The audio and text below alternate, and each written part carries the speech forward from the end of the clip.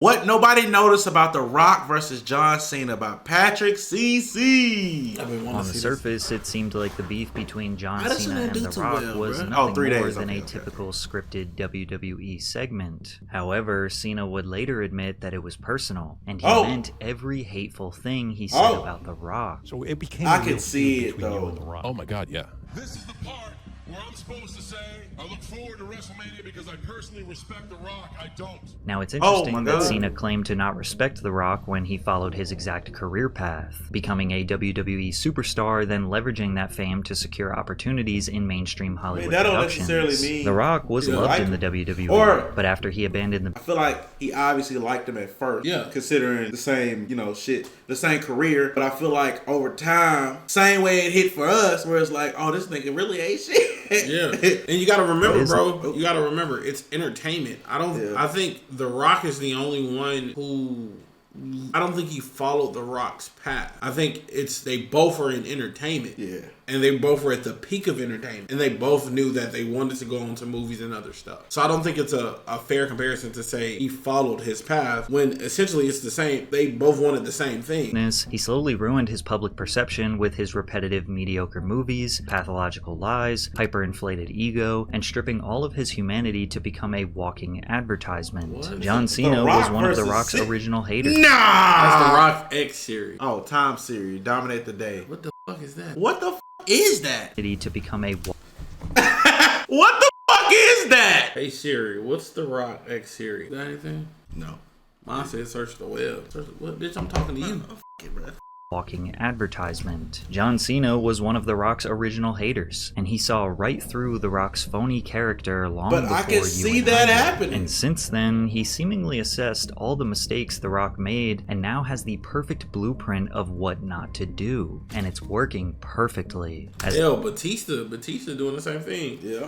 Because they said that Batista he turned down certain roles because he wanted to expand out of just being the meathead. Yeah, and he was like I don't want to. It was like, I'm happy to not be the best wrestler actor. I want to be a good actor. Yeah, that's why he took the Guardians of the Galaxy role. Yep, and Doom. His reputation is at an all-time low, and his movies are bombing left and right. Cena's career is on a strong upward trajectory with no signs of slowing down. Today, we are going to analyze exactly how John Cena stole The Rock's legacy, becoming the actual people's champion. Cena and Rock had nearly the exact same experience upon entering the WWE. They both desperately needed a rebrand since fans were not connecting with the character or lack of character they presented. Starting with Dwayne Johnson making his WWF debut as Rocky Maivia in 1996. Nicknamed the Blue Chipper, Johnson was hyped as the WWF's first third-generation wrestler, as his father and grandfather led a historic wrestling bloodline. Rocky became the company's Intercontinental Champion and wrestled his first WrestleMania match within months of entering the promotion. However, fans did not accept him with open arms. Rocky sucks! Rocky sucks! WWF fans became increasingly hostile towards Maivia, with chants of "Die Rocky Die" being heard during his matches. Cena also had a tough time with the crowd in the beginning of his career. John made his WWE television debut on SmackDown in 2002 by answering Kurt Angle's open challenge. When asked what quality made him capable of being a superstar, he infamously responded that he had ruthless aggression, and then put on a well-fought match against one of the company's best technicians. Despite his good looks, babyface appeal, and being built like an absolute house, Cena was not resonating with fans, and there really wasn't much to like. He looked and felt like when you... Look, chat, it might be time to expand the universe, bro. It might be time to turn heel, chat. Chat, we going heel? That's why we on this subathon. We turned heel. We went heel. Bro, y'all suck. Y'all suck. The first subathon didn't work because we was babyface. Y'all suck. We went heel and now they want to punish us, bro. Nah. I see what's going on here. I see what's going on. That's why they want to roast us so bad. We done changed characters, bro. Wow, I heard you. My player in a video game and don't have any upgrades unlocked. Even though wrestling is scripted, how the fans react to the show is entirely real. Wrestlers can either lean into the fact that fans hate them and become the villain, aka turn heel, or try to figure out a way to get the crowd on their side. Both men felt their career was on the ropes, and both of them had a drive for success like no other. However, this is where Dwayne and John chose different paths. In August of '97, Dwayne deaded the Rocky Maivia name and referred to himself in the third person as The Rock. He had officially turned heel. Now portraying a self-absorbed narcissist, The Rock regularly insulted the audience, fellow wrestlers, and interviewers whenever he could. The Rock mastered the art of cutting promos, whether he was delivering one of his signature catchphrases like, "If you smell what The Rock is cooking," or roasting his opponents in backstage interviews. He had the crowd fully immersed into the world. You know what's crazy? What? Even the term cutting a promo only fits people like The Rock and Stone Cold. Yeah. It's like, if you ask somebody small time, don't have a personality, cutting a promo, that term don't even fit them. It's like, oh, you're just doing a segment. The Rock is cutting a promo. Yeah. Like, you see what's like, it's just the phrase even fitted.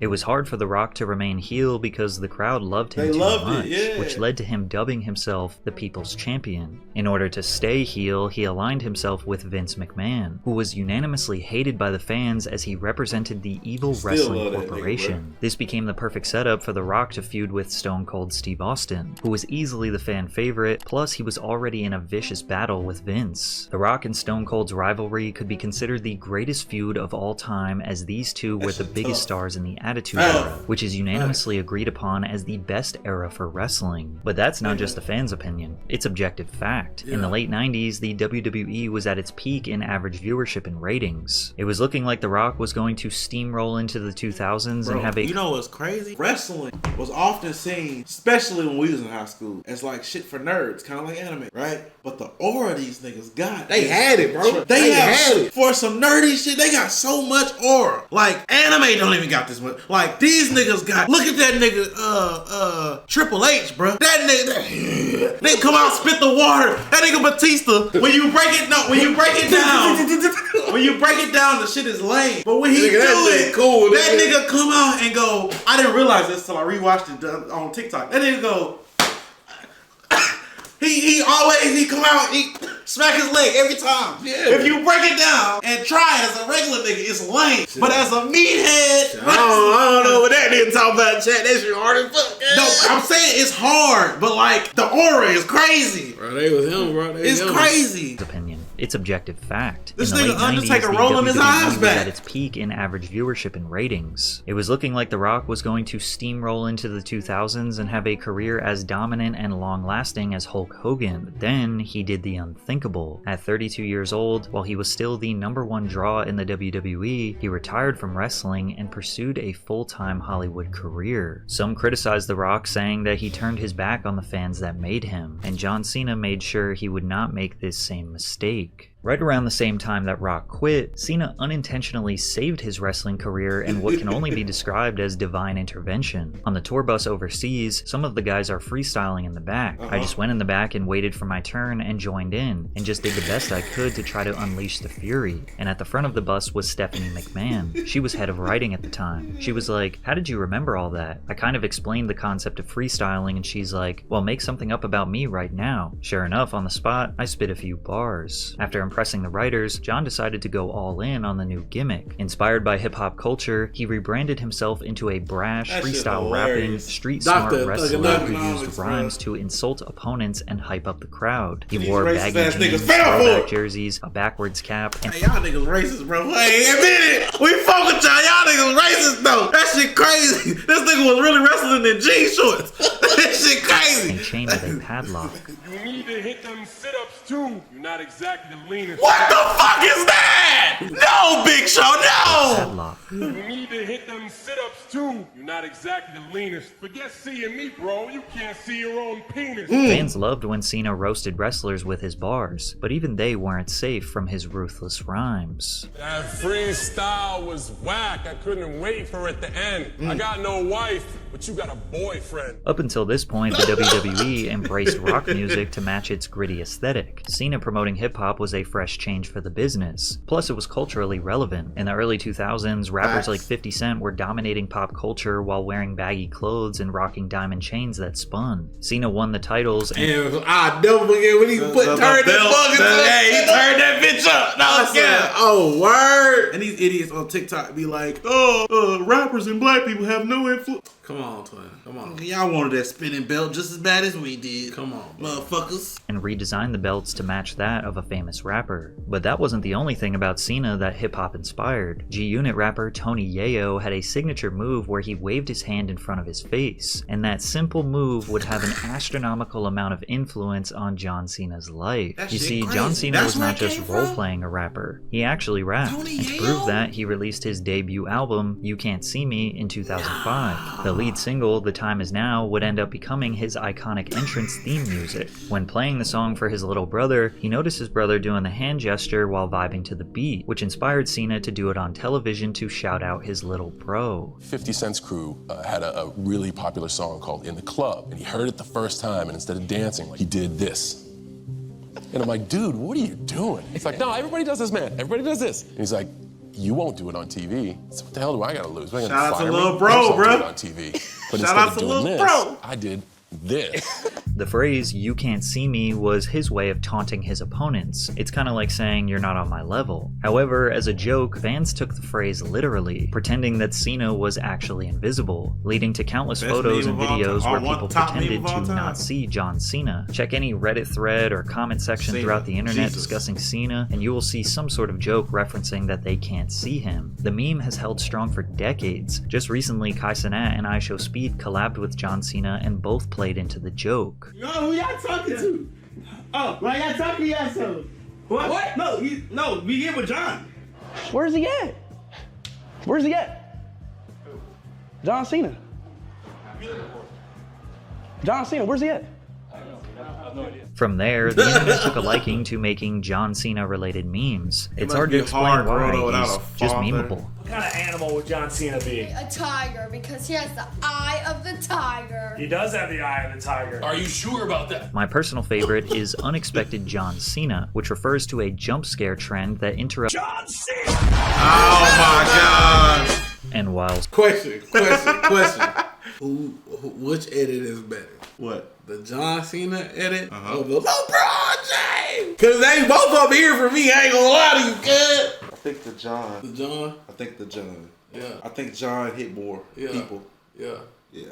I think the LeBron one is newer. Yeah. It's fresher. Yeah. It's gonna, when he retires, it's gonna, the LeBron one is growing in aura. Yeah. But the Cena, especially with the 3D title card, and he's actually beating people. LeBron is dunking on people. Yeah. That nigga's beating people. You know what I'm saying? Type shit. Some other people would likely get annoyed if they were being made fun of by millions of people instead of being praised as the biggest, baddest dude on the planet. Cena embraces You have to read him like and that. He doesn't mind being the butt of a joke. And I never get offended. I love hearing it. I think it's extremely cool. Hey, bro, shout out to you for fucking following me, Johnny boy. Followed you on Twitter too? Yeah, bro. Greatest day of my life. You follow a lot of people. That nigga follow me, cuz. That nigga follow me, cuz. That's my dog, boy.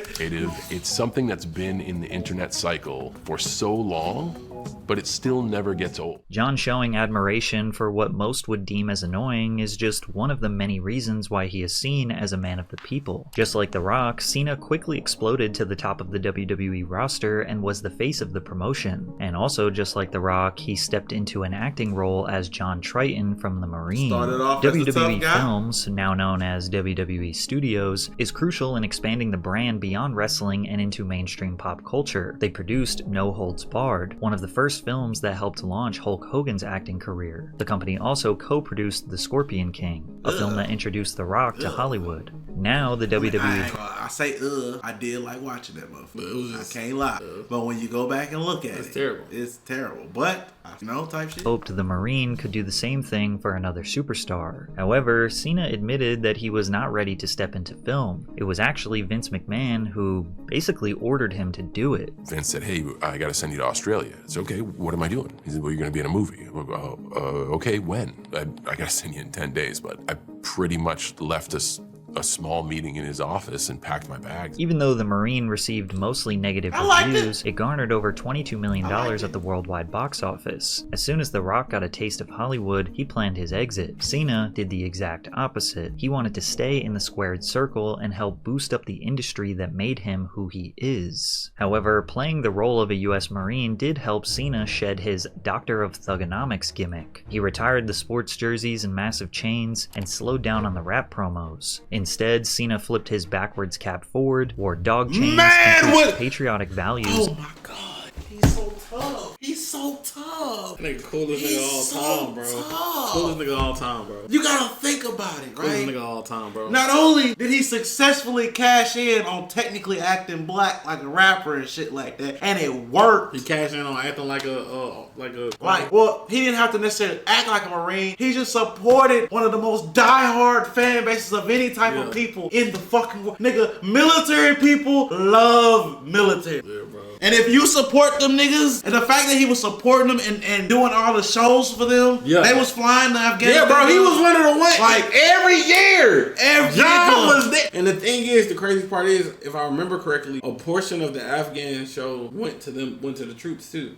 Like a portion of the money. Of hustle, loyalty, respect. As the face of the company, Cena held the WWE's most prestigious title for a combined 793 days. He would briefly lose the belt only to make a heroic comeback and reign champion. This was strategically designed by the WWE's writers to establish Cena as a strong, never-give-up hero for their younger audience, and it worked. But it also led to backlash from older fans who believed it made the matches too predictable. This spawned the Cena wins LOL meme, which has led to deep discussions of Cena wins LOL moments where it was obvious that his special treatment in the WWE was the only reason he won. Taking a page out of The Rock's playbook, Cena aligned himself with Vince McMahon. John said, "Vince McMahon to me is more than anyone could realize. He's a close friend, a mentor, a father figure. He means a tremendous amount to me. I don't know if I'll ever be able to conceptualize how much I love him and how much he means to me. That's why I've invested so much of my blood, sweat, and tears. I don't want to see it fall off. I want to see it be everywhere. I want to see it be larger. I want to see it have more success." Wrestling fans' perception of Cena was divided. On one hand, people were tired of seeing the same guy dominate. On the other hand, it's great that the face of the company is loyal to the brand and wants to continue to see it grow. Unlike The Rock, who retired early and left the business in the dust. Despite being a WWE superstar, Dwayne Johnson struggled to establish himself as a leading man in action films. He only found financial success in family-friendly films like The Game Plan and Tooth Fairy, but they didn't challenge his acting abilities, nor was this his ideal role in Hollywood. His career took a step in the right direction with his role in The Other Guys and lead in the action film Faster. By this point, he had spent 7 years as a full-time actor, and yes, he was successful, but he still wasn't satisfied. Lucky for him, a perfect storm was developing. The Rock got an opportunity to be a part of the Fast and Furious franchise, which was a multi-billion-dollar global movie empire. If Dwayne's role as Luke... Hey, chat, don't let your ego, bro. If you ever come into any sort of success, whether that's corporate, whether that's content, whether that what, don't let your ego ruin it, bro. He fucked up millions. I mean, he's still rich, but even more millions. Hobbs went over well with fans, it would establish him as the global action star he dreamt of being. This is why many people believe he only returned to the WWE 7 years after his retirement to maximize his publicity and promotion power, as his return was conveniently 2 months before the release of this monumental film. Then again, the WWE needed him badly at this point, because they were a few years deep into what is now known as the PG era, and ratings were plummeting. The PG era refers to WWE's shift to family-friendly TV PG programming. This change was made to appeal to a broader audience, attracting corporate sponsors and securing lucrative TV deals. This PG era negatively impacted the WWE by stripping away much of the intensity, unpredictability, and edgy storytelling that made the company thrive during the Attitude and Ruthless Aggression eras. They eliminated blood, extreme violence, and risque segments, and introduced over-scripted promos, sanitized characters, and weak weaker heels making feuds feel less personal and intense. The overexposure of Cena as a kid-friendly superhero alienated older audiences. The crowd would scream, "John Cena sucks," whenever he made his entrance. They were fed up and disappointed with the company as a whole, so they took their anger out on the top talent. This would have been the perfect time for Cena to turn heel, but in the PG era, it is nearly impossible to play a villain while still being kid-friendly. Plus, he was still the young kid's favorite. The WWE needed to come up with a villain the crowd could root for against Cena, and they brought back one of the best heels of all time, The Rock. And if you thought John Cena and The Rock's beef was nothing more than a fake feud for entertainment, you'd be wrong. The Rock made his long-awaited return in February of 2011, where he announced he would be hosting the upcoming WrestleMania. During his promo, Johnson took shots at Cena. The following week, Cena responded with a rap where he mocked Johnson's acting career. It's because I wasn't talking trash, Rock. I was talking truth. You left us hanging high and dry to play a fairy with a tooth? This feud went back and forth for weeks, with The Rock constantly embarrassing Cena by making fun of his bright-colored clothes, fake gangster persona, and kid-friendly appeal. It was then established that The Rock would face off against John Cena, icon versus icon, billed as once in a lifetime. What is this pose, Dwayne? I feel like The Rock looks more organic opposed to John Cena. I mean, neither one of them look organic, but I've seen the Cena one. But The Rock's look like what do you about to walk them down? It don't look like a it don't even look like a left-handed you about to walk that ain't down. It look kind of awkward is what I'm saying. That nigga John got a real long neck on him. Guess we back again with gamer subs. What's up, Chad? You might be asking how did Conor McGregor get here? You're asking too many questions. The boys over at InternetCity have teamed up with gamer subs. If you go to gamersubs.gg/InternetCity right now, you can get 10% off. I'm talking flavors like raw meat, guacamole, gamer fart. And these two right here, we got the nuclear section and chug juice. You either go, or I'm gonna go with you. Guess who's back again! WrestleMania 28, making it the first WrestleMania match to be set up 1 year in advance. In the meantime, Cena continued to be the antagonist in the ring, night after night for a year straight, getting booed by fans during his feud with CM Punk. The Cena hate was not fake. The fans genuinely despised this guy. They were sick of seeing him win, and he had a chip on his shoulder. So when it came time to take some shots at The Rock, the line between reality and fiction got blurry. You know what? Vince is probably going to find me for this one, but the only reason he came back in the first place was to promote Fast 5 and launch his Twitter account. Cena felt like he needed to remind everyone that he was the one who stayed loyal to the business, that he helped rising talent make a name for themselves, and that he will continue to remain in the ring even after becoming a mainstream superstar. But Cena was fighting an uphill battle, and the crowd favored the legend over him. He let his personal feelings about The Rock get the best of him and committed a cardinal sin in the WWE. Just like I don't need my notes for my promo on my wrist. Nice tattoo.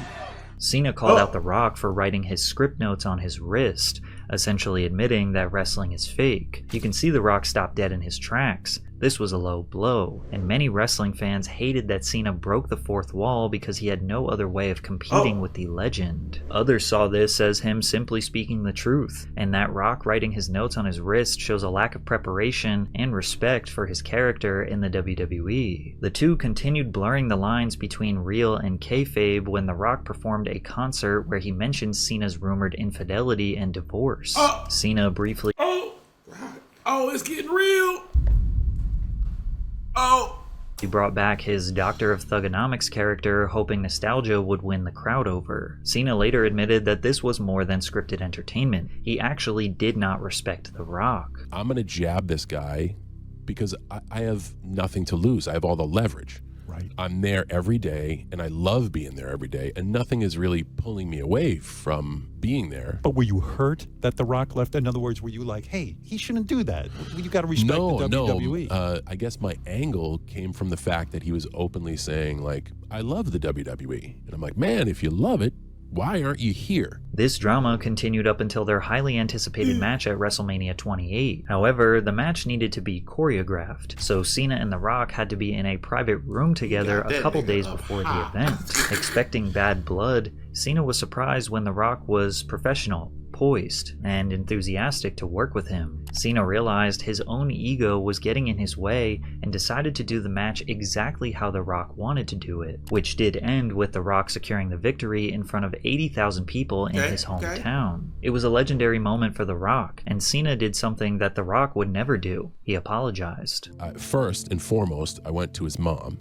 And I said I was sorry, and I hope she understood everything that I was doing was just for business. And his mom is an ace. She was amazing. And then I went to him, and I always traveled with a jug of like pure Tennessee moonshine. And I went to him with a mason jar and said, this is kind of a tradition we have on the road now. I just wanted to share this tradition with you, but I hope you understand that everything by the result of what just happened, I didn't put up any reluctance to take the 3 count. I didn't put up any reluctance to the finish. And I think it was in those 30 minutes that he had a greater understanding of this kid's just a little ignorant. He was trying as hard as he could. He doesn't see the whole picture yet. 1 year later, they had a rematch at WrestleMania 29 where Cena got his redemption and won. Cena and The Rock had a respectful handshake before leaving the ring, signaling the end of their rivalry. Just like Cena predicted, The Rock left the WWE again to focus on Hollywood, while Cena continued to stay loyal to the company. The Rock and Cena's feud was the last glimmer of excitement in the WWE, as the company's sad and slow demise was ever present in the 2010s. Social media made it easier for wrestlers to diminish the illusion of characters and storylines. The roster was objectively more athletically talented, but the company seemingly abandoned all effort into storytelling. Additionally, WWE's monopoly over the industry left little competition, making the product feel stagnant compared to the more edgy and competitive eras of the past. I don't think anyone would blame John Cena if he decided to retire at this point, but at the WWE's lowest moment, he decided he would do whatever he could to help the company. He created the US Open Challenge, where each week he would come to the ring and allow any WWE wrestler to face him for the US title instead of strictly defending his title at pay-per-view events. By defending the title weekly, Cena elevated its status while also showcasing new and rising talent, giving competitors in the locker room a platform to shine in high-profile matches. After 10 years at the top, the WWE finally decided it was time for somebody to take his spot. Cena had been relegated to a side character in major storylines. Gradually, he made less televised appearances and would sometimes disappear from programming for several weeks at a time. And that's because he, just like The Rock,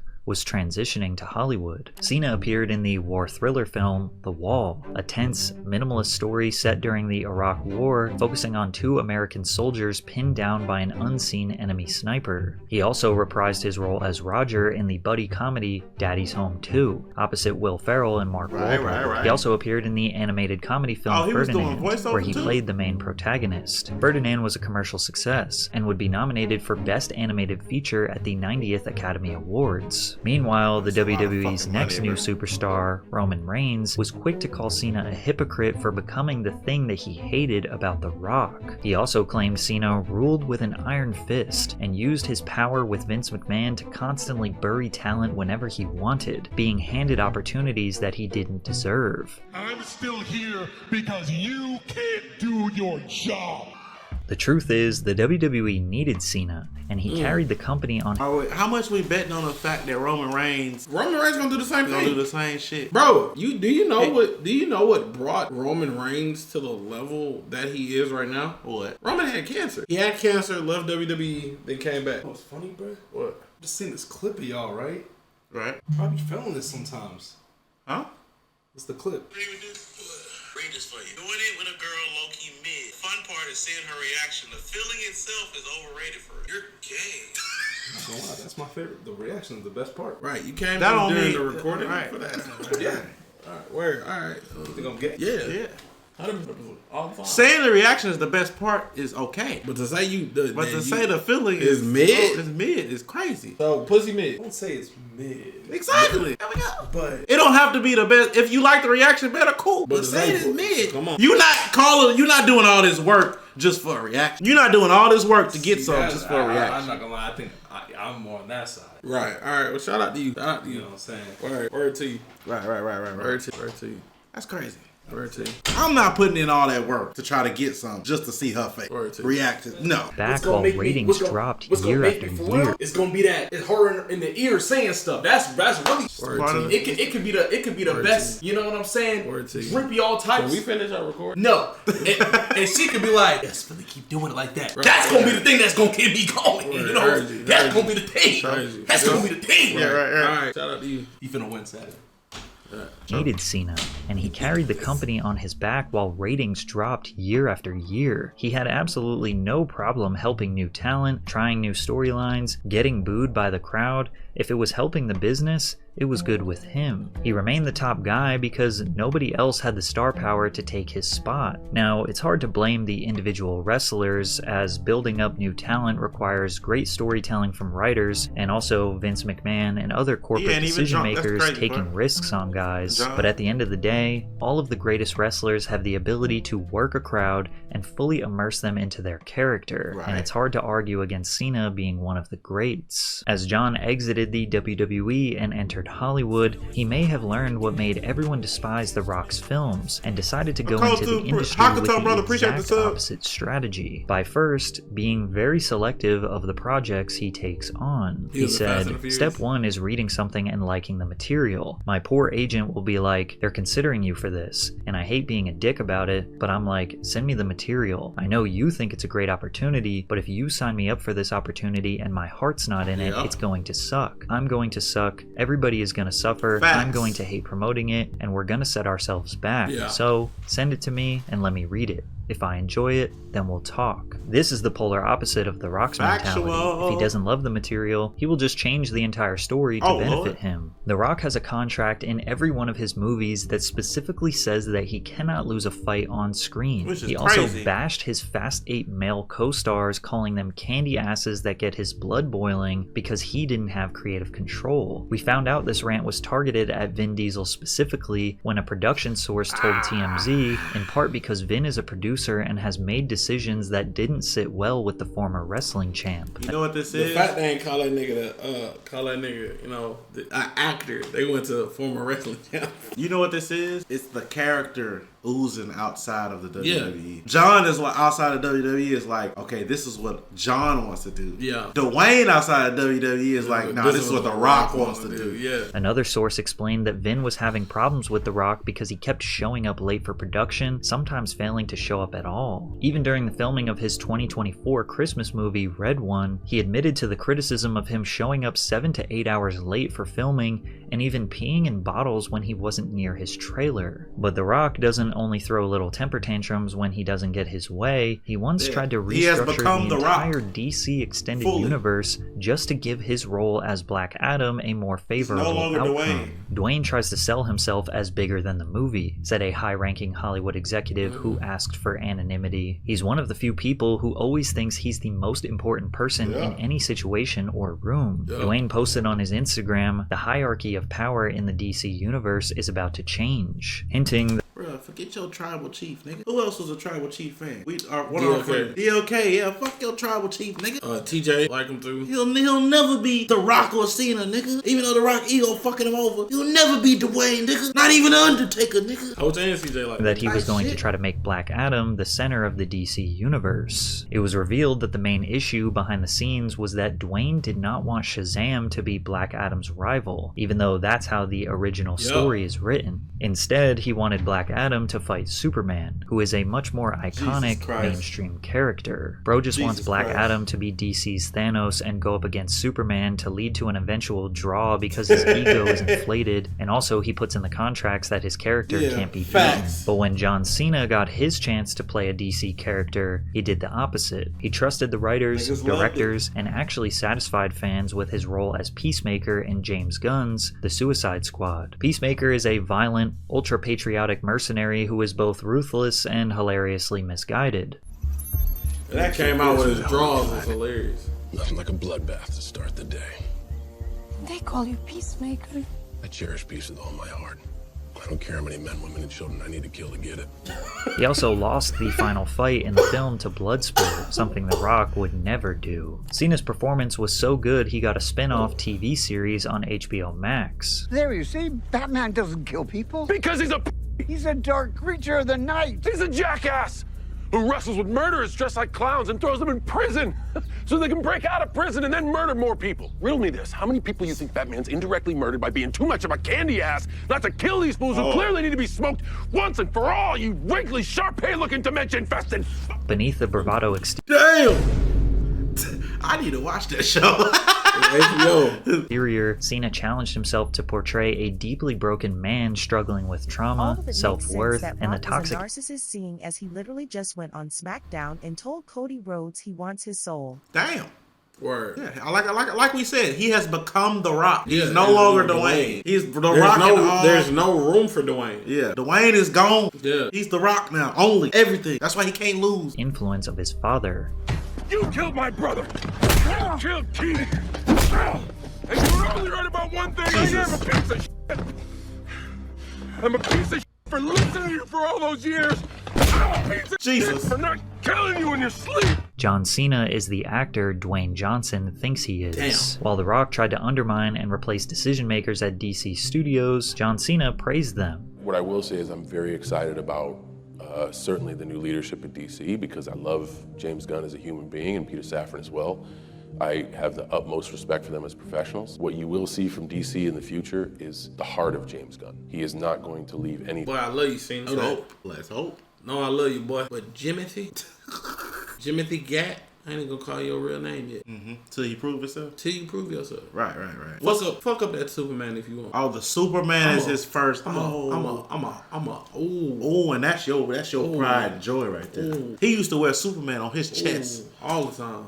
Oh, he fucked up that Superman. Oh, Aaron's gonna crash. Will not make a vanilla movie that says movie on the end of it and then serve it to you. He will take chances. He will be brash. He'll do things his way, but you will get authentically his creative mind, which I think is brilliant. So whether the future of DC involves Peacemaker or not, as a fan and as a friend of James, I'm excited for the future of DC. At this point, it seems like what Cena is doing is intentionally being the opposite of The Rock, because he said he would support DC's vision whether or not he is included in future films, whereas The Rock was asked to make a cameo as Black Adam in Shazam 2, but said no. The Rock is also a family man, and John Cena shocked the world when he said he didn't want any kids. I also know the investment that it takes. And my biggest fear is, as someone who's driven, many times stubborn and selfish, I try to approach the world with kindness and curiosity, but I don't think I'm personally ready, nor will I ever be, to invest the time it needs to be a great parent. Even their Instagram accounts, which is a celebrity's main vehicle for promotion and public relations, couldn't be any more drastically different. The Rock uses his Instagram to relentlessly push his larger-than-life persona, but also tries to be relatable at the same time. He posts about him being the biggest, strongest, hardest-working man in the gym, who travels the world promoting his box office hit movies and is also the most electrifying entertainer of all time, all while having the perfect family, being humble, and having a heart of gold. But despite all of that, he claims to be just like you. One of his favorite ways to display that is with his cheat meals, because even though he is a 52-year-old with 262 pounds of pure muscle and an extremely strict diet, he needs some junk food for the soul, just like you. But these days, all of his cheat meal posts are interrupted with an ad for his tequila brand. It's a case that I catch often. It's a case that you guys catch often too. It's a case of the it's I caught a Wednesday night case of the and as you guys know, and for those of you who may not know, you catch the it's I'm gonna eat whatever I want, drink whatever I want, listen to whatever I want. It's Wednesday midweek. Let's be honest, bro. If he wasn't talking, that room would be a vibe. Okay, y'all hear the old music playing in the background. Some I say if he wasn't talking, I ain't gonna lie, bro. Bro, if I'm in that room with my shorty, my pants off, dick hard, it's about to be crazy. My God, bro, it's funny because when your brain switches, because I followed The Rock 2 years ago, maybe before this ego shit started. Yeah, right. I followed him, and before my brain flipped, I was like, man, that's a cool nigga, bro. Like, obviously, you're not this perfect human being, but like, he's cool. Damn, that's a cool nigga, bro. Then Black Adam came, and then all the stuff started leaking out. And then you see the ego. Then you get back on Instagram, and you like, stop. And then you hear about him trying in and out for the first time, for the third time. And you like, come on, man. We've earned it. We deserve it. So let's go. So tonight, it consists of The sushi train, which is rolling out of the train station right now, as you see a frosted bottle of Terramana. But I'm not gonna lie. Out of the freezer. The return on investment is great. Because he wasted $100 meals left and right, but the return on investment gotta be crazy. Because nigga, you know he monetized on Instagram. Come on. Plus the sales of whatever the product is. Sexy. This is the one thing that The Rock had that everyone unanimously agreed made him actually relatable and human, but he ruined that by now turning the segment into just an ad for his tequila brand. Every facet of The Rock's existence is a carefully crafted PR campaign to sell you something. The Rock started out as an American football player, so he purchased a football league. The Rock likes the gym, so he started a gym clothing brand. The Rock has a skincare routine, so he started his own wellness brand. The Rock likes tequila, so he started his own tequila brand. Yep. The Rock likes energy drinks, so he started an energy drink brand. Sign up for The Rock's debit card. Listen to The Rock's Spotify playlist. If there's an area of his Did he have personality... headphones? Don't he got shoes and headphones? Don't he got... Look, I'm not saying... The bag's there. The bag's there. I'm just saying. And you gotta remember, he has a core fan base. Yeah. His core fan base is about 200,000-300,000 people. That is a real core fan base. That's at least a million. I think it's at least at least a million. He cool. That nigga got 300 million Instagram followers. He cool. Okay, so look, if you take 300 million Instagram followers, there's probably 600 million people that know who he is. His core is at least a minimum. I'll tell you that. Minimum. So he cool. Or life that can be exploited for profit, he will do it. John Cena's Instagram, on the other hand, is quite literally just a bunch of random photos with no captions that he wants you to decipher what they mean. He has never posted a picture of his face, he doesn't disguise some life moment as an advertisement, he doesn't try to glamorize his life or tell you about it at all. He treats his Instagram like art. It has become like art, and I think there's not enough vehicle for interpretation nowadays. Everything is presented and thoroughly explained. I want people to think for themselves, and I've dropped some serious clues and spoilers on there and like real inside baseball stuff. But if you're not looking for it, you don't know. And I don't care if you know, because that's not the point. The point is, if you come to there as a forum, you can check out the images, you can get a look into my life, or maybe you can get a look into your own life. And The Rock thinks that what his art is authenticity. Do you consider yourself an artist? I have a theory about what your art is, but I'm curious what you think. What I feel the art is authenticity. That's what this art is. Perhaps this is the ultimate difference between these two men. The Rock will tell you he is authentic, and John Cena will just be authentic. Mm-hmm. It's so ironic, bro. That's a great video, Patrick.